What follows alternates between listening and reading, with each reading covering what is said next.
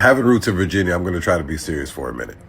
If you all haven't heard by now, the NAACP has endorsed Abigail Spanberger to run against Winsome Sears for governor of Virginia. Nothing screams progress for people of color like watching the same crowd that preaches representation matters suddenly go full Stevie Wonder and Ray Charles when the representation has an R next to her name. Funny how that shit works, huh? Winsome Sears, black, female, immigrant, Marine, success story. But nah, it doesn't fit the approved narrative. Apparently she's the wrong kind of black, because we all know being a strong, independent, educated, conservative woman means you've been brainwashed by the patriarchy, right? And the same people who quote Malcolm X like it's scripture conveniently ignore the part where he said that there's nothing more dangerous to a black man than a white liberal.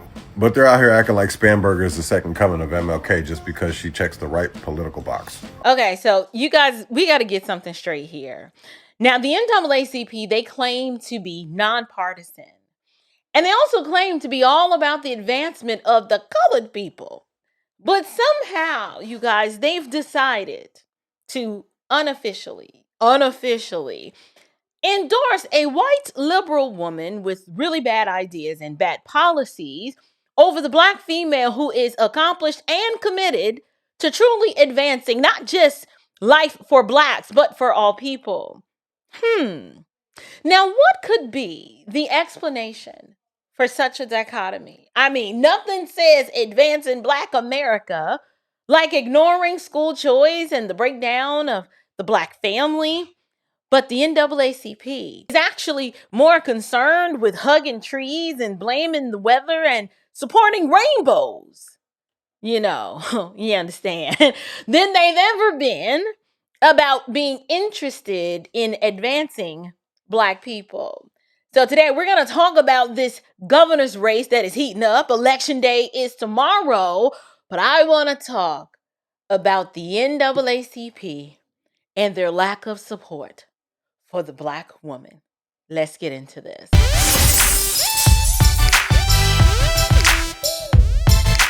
Grace and peace, you guys. Welcome back to Unshakable with April Chapman, where we discuss all things social, cultural, political, and theological from a biblical perspective. I am your host, April Chapman. Welcome to the show. Today, we've got to dive into the wonderful world of Virginia politics, where apparently the only way for you to be a real Black candidate is for you to put on a Democrat jersey and sing Kumbaya with the woke choir. Now, you've heard the saying, all skin folk are not kinfolk. And basically, that's code word for saying that unless you are completely sold out to the Democrat Party, that the legitimacy of your ethnicity must be called into question. Now, I want to go ahead and I want to talk about this race, but I want to talk about it in terms of why the NAACP has taken a particular position as it relates to the two candidates in the Virginia race. So we're talking about Winsome Sears, the accomplished conservative Black female Marine who serves as lieutenant governor for the state of Virginia as we speak. And then her opponent, Abigail Spanberger, the white feminist liberal progressive, who is her opponent. Now, like I said, tomorrow's election day, and Virginia has a decision to make. Now, if you're Black, you may be wondering why you haven't heard much talked about as it relates to Winsome Sears. You went to church and you didn't see your Black preacher say we need to lay hands on Sister Winsome. You didn't see any sort of widespread campaign, no email memos, no Black church pack. You've seen none of that come out in support for Winsome Sears. And the reason why you haven't seen that, because one, the media, they would rather you believe that a white liberal woman, handpicked by the melanin messiah himself, Barack Obama, is somehow going to be better for those in the state of Virginia. But here's the deal. We have Winsome Sears. She is a very hardworking, strong, resilient veteran who happens to be a Black female. And her policies actually reflect the direction that America and Black America needs to go in. But you know the drill. If she's not preaching the gospel of government dependency or bowing the knee at the altar of DEI, then clearly she's not the kind of Black woman that the NAACP or anyone on the left, they don't even want to acknowledge her. So let's break it down. We're going to go ahead and dive into a little history. And the NAACP is going to wish that they had not endorsed the white woman, because now we're about to go in deep. I want to talk about the NAACP, the civil rights organization that claims to be for the advancement of colored people, but they are committed to anything but that. For example, you'll never see the NAACP support a conservative Black candidate, like ever. It is not going to happen. But the question that you need to ask yourself is why? What is so Black? What is so bad? The question you need to ask yourself is why? What is so bad about Black conservative thought that it's bad for America and that we must, in lieu of that, support the white female liberal? Well, to answer that question, we're going to have to hop back in time. Just hop in your little time machine for a little bit and go back with me. The NAACP, they were founded in 1909. And to be fair, this organization has always been rife with problems. They've always been heavily influenced by the hammer and the sickle, i.e., communism. And ideologically, the NAACP has always served as an incubator for Marxist, communist, socialistic thought. It has always been a front group for those worldviews for a really long time. And I've done a show on this before, but when I use terms like socialism and Marxism and communism, what I'm really saying, anti-God, anti-Christian worldviews. That's all you need to know. Take W.E.B. Du Bois, for instance. This individual, who was one of the most prominent early leaders of the NAACP, this man flirted openly with socialist and Marxist ideas. And even as it later in his life, this man visited the Soviet Union, admired so many aspects of their approach to racial issues, and in his later years, this man officially joined the Communist Party USA. So I don't see how you're able to deny that there was absolutely some Marxist adjacent influence early in the ranks of the NAACP. Now, there's another individual, a founding member, Mary White Ovington, who was absolutely a socialist. Mary was also a part of the Fabian Society, which had its own flavor of socialist leanings. And while what you have to understand, communists don't actually come out right and say they are communists. However, you can tell by the way they think and the policies they support. This woman was definitely influenced by a worldview that was sympathetic to socialist ideas, whether we're talking economically or socially. Then let us not forget that the early 20th century, this was a time in history, you guys, when a lot of the intellectuals and the civil rights leaders, all of them were experimenting with, or at least intrigued by, socialist and Marxist thought. And at least from their perspective, they were thinking this way because they were looking, albeit wrong and in the wrong place, they were looking for answers to some legitimate racial and economic injustices of that time.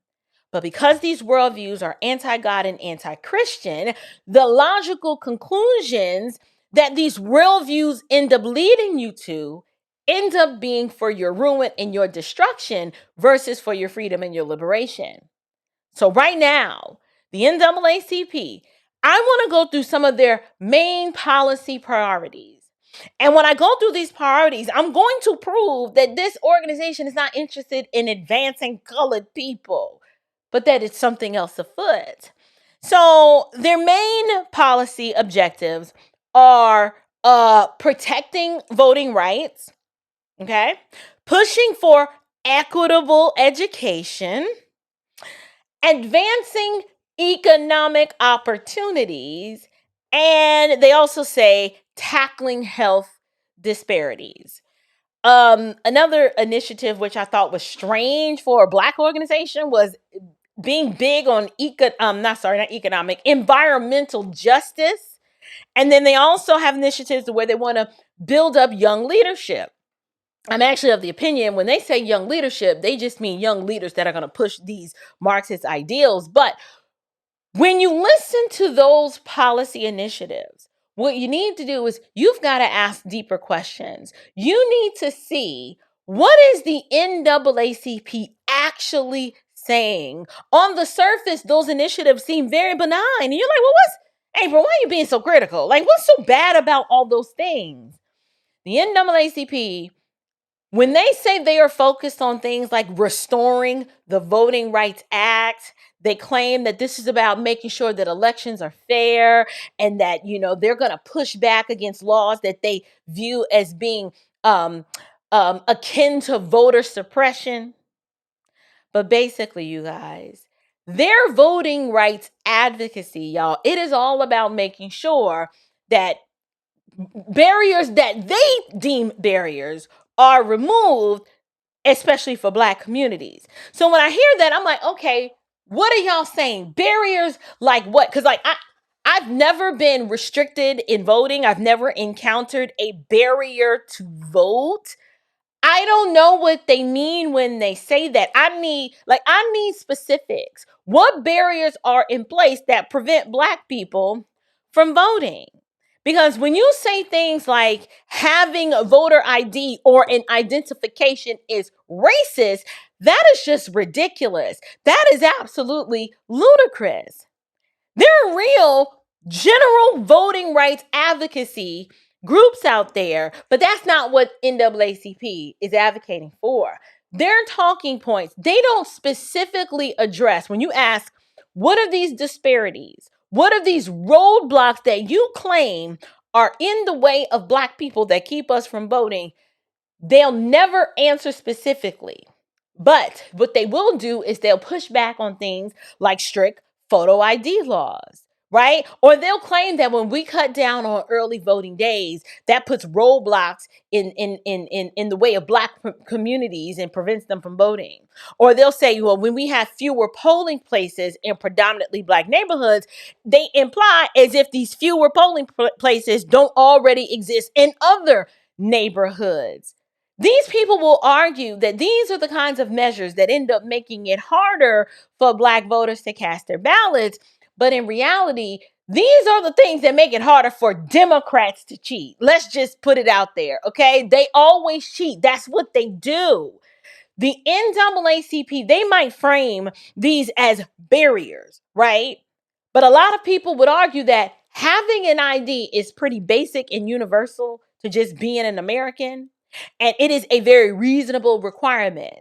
And you can't say that not having an ID is really a form of targeted suppression. You can't say that.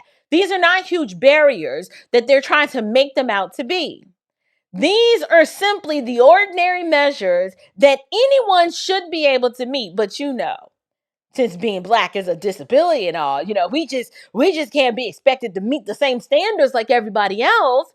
What the NAACP calls suppression is actually election integrity. Now, you might be asking, April, why are you bringing all of this up in light of the governor's race? I'm getting there. Just flow with me for a second, okay? One of the other initiatives that the NAACP champions is equity in education. They claim that this is all about making sure that every student gets a fair shot by addressing their individual needs and differences. I'm like, really? That is so weird to me because that is an initiative, in theory, that Winsome Sears supports. But here's the difference. The NAACP will claim to care about making education inclusive and fair so that all kids, right, no matter their background, can have a chance to succeed. But here's what they don't tell you. They don't tell you that fair and inclusive never includes you deciding for yourself and for your child what's best for them. The NAACP, they only care about policies that improve the traditional public school model, which essentially is basically support of the teachers' unions. They don't care about you and your choice in students. All they want to do is increase funding for these underserved areas, and they basically want to throw money at it, which is what they've been doing for decades. But Winsome Sears is the candidate out here that's actually advocating for true choice. NAACP, they don't champion school choice or charter schools at all. Instead, their idea of inclusion and fairness is tied to ensuring that public schools get the money and the resources. But what do we know about the money? We know that the money is not the problem. We know the money is not the problem. We know that they just want to keep the same failing system intact. They want to throw money into the public school system, which all that does is support teachers' unions and not the students. When it's already been proven that the public education system, it has failed, and they're throwing money at it, but that can't be the problem, considering students in Baltimore get way more money than other municipalities per child, and yet the students still can't read, write, or do math at grade level. So, policy for policy, the NAACP is supporting Spanberger, which is absolutely in the back pocket of the teachers union, versus Winsome Sears, who is like, I want to give you the choice to get your kid out of a failing school and put them somewhere where they can thrive. Why would the NAACP be against the black woman who's giving you choice, but wants to support the white liberal who doesn't want you to have a choice and wants you to be a slave to the public education system so your child can continue to be indoctrinated and not educated, and they keep them dumb, blind, and deficient? I want you to listen. I want you to listen to this clip of Abigail Spanberger refusing to denounce the overt violence of Attorney General candidate Jay Jones, and how Winsome Sears is pleading and appealing to her to just have a conscience and do what's right, and she can't even do it. Take a look at this clip. This is not hard, and that's why I'm asking my opponent, if your little girl comes home and said she was forced to undress in a locker room with a biological boy, what would you say? Are you not going to answer? I didn't hear an answer there on the endorsement issue, so I want to just make sure. Will you continue to endorse Jay Jones to be the next Attorney General of Virginia? And were you aware of these text messages before they released? You have 30 seconds. But the voters now have the information, and it is up to voters to make an individual choice. But for you yourself, do you still continue to endorse Jay Jones? 15 seconds, yes or no? We are all running our individual race. Just want to clarify, what you're saying is that as of now, you still endorse Jay Jones as Attorney General. I'm saying as of now, it's up to every voter to make their own individual decision. Jay Jones advocated the murder, Abigail, the murder of a man, a former speaker, as well as his children who were 2 and 5 years old. You have little girls. What would it take him pulling the trigger? Is that what would do it? And then you would say he needs to get out of the race? Abigail, you have nothing to say? Abigail, what if he said it about your your 3 children? Is that when you would say he should get out of the race, Abigail? You're running to be governor. And all we need for it to get to the president so the shutdown stops is 8 Senate Democrats. That's just it. And we cannot find any because they're playing political football, as you have been, Abigail. Now you see that. You have black voters who claim to have the ear and be close to the heartbeat of God, who can't see the wickedness and the nefarious and you have black voters who can see this exchange. And because of the hatred in their heart and the idolatry and the addiction to the D as in Democrat, can't see that Winsome Sears is a better candidate just on how Abigail Spanberger answered this question alone. They cannot do it. They will close up their ears. They will close their eyes and turn away from the knowledge of the truth because of the idolatry in their heart. I just wanted to show that. I wanted to show that because you needed to see these two candidates and how one is a weaselly, slithery snake like the one in the garden, and one who I may have issues with her approach and her not being as strong and as aggressive enough, but she at least had the principle to say, you know, Abigail, that this is not right, and you still will not denounce. You won't do it. Because to these people, it is not about righteousness. It is about, I got to vote blue no matter who. They cannot do it. Now, you would also think that the NAACP, an organization that claims to care about the advancement of colored people, you would think that such an organization would actively support the advancement of the heteronormative nuclear family. However, go look for it. There's zero evidence that this organization supports such an initiative, but there's a whole lot of evidence to support that they love and want to taste the rainbow. Okay, if you know what I mean, they love themselves the rainbow. And of all the things that the NAACP cares about or claims to care about, these people are not champions of the heteronormative nuclear family, but Winsome Sears is the candidate that always talks about restoring families and that families are the bedrock to healthy societies. But you don't see that message coming from Abigail Spanberger. Explain that to me. Another policy initiative that the NAACP cares about, which was really strange to me. These people, the National Association for the Advancement of Colored People, are committed to environmental justice. I was like what? Like they're advocating for things like, let me see, cutting emissions, pushing clean energy, and making sure that vulnerable communities can handle climate impacts. I'm like, wait, what? What the heck does that look like for Black people? And what does that even mean? Because I'm sorry, the climate in the hood is the same climate as it is everywhere else, unless you... let's account for heavy industrialized areas and expansion for things like that. But I'm trying to see the connection between the NAACP and climate activism. And the only connection that I can see, other than the fact that these climate activists are pouring a whole lot of money into the NAACP to force them to champion this cause, like, where are we seeing widespread environmental injustice in Black communities? What does that even mean? Right? Like, who's paying the NAACP to care about climate change?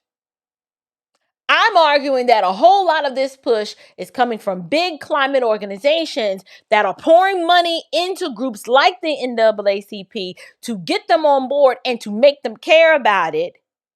So the NAACP is kind of translating their support for climate change. They translate that into environmental justice for Black communities, just so that it will align with the people, the freak nasty Diddycrats who are giving them all the money. They just needed to align with those funding sources and so that it matches with the broader political agenda. But when the last time you ever talked to the average Black person in the hood where they've placed environmental justice at the top of their priority list?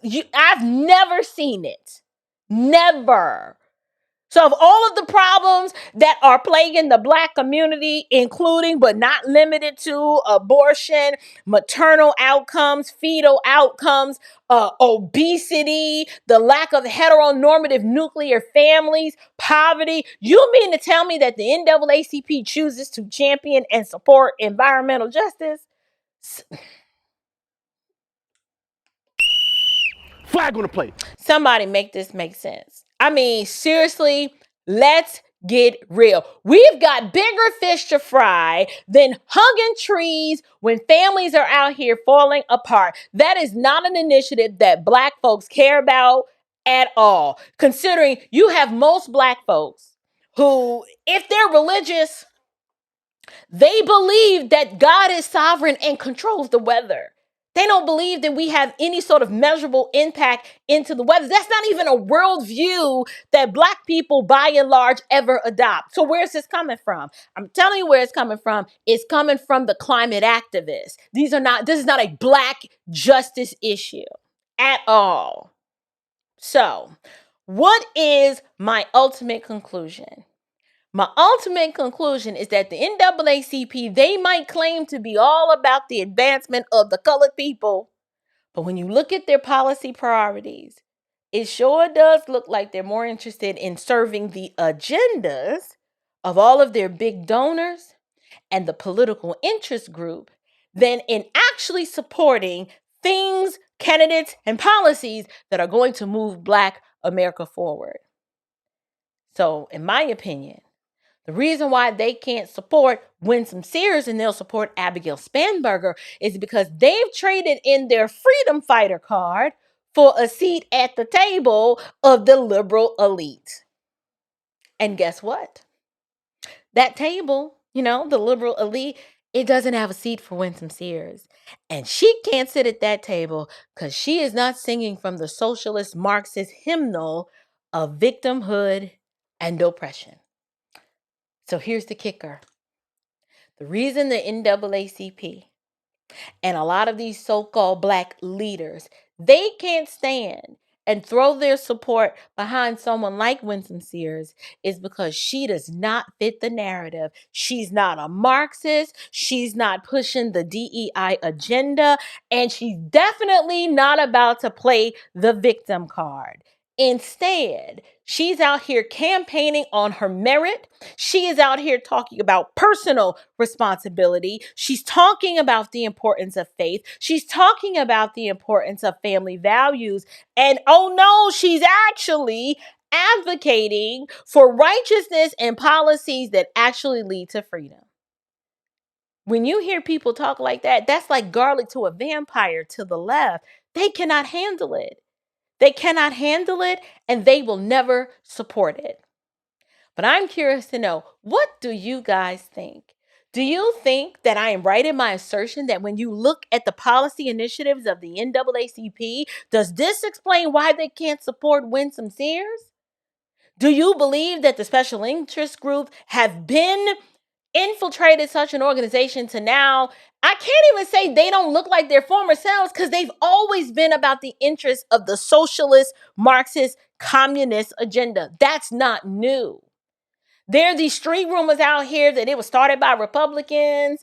I think in the early years, you may have had some sort of conservative support, but the moment they realized that this organization couldn't be trusted and people like W.E.B. Du Bois was involved, we already knew from jump what they were all about, and they were definitely not conservative, and they were not interested in advancing colored people.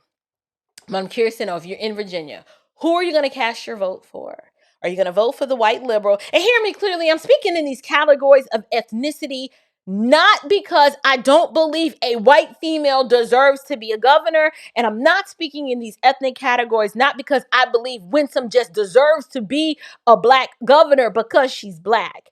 When I look policy for policy and I compare these two people, I'm sorry. Winsome, hands down, is just a better candidate overall. But I am bringing up identity politics because I have to point out the hypocrisy of the left, the hypocrisy of people like Barack Obama, the hypocrisy of organizations like the NAACP, the hypocrisy of Black pulpit pimps who always claim that everything is about supporting Black first, but were quick to lay hands on Abigail Spanberger, a woman who doesn't find any problem wrong with your little girl being in the bathroom with a whole hard-ankled, hairy chest man who's confused and has on a dress. Make it make sense.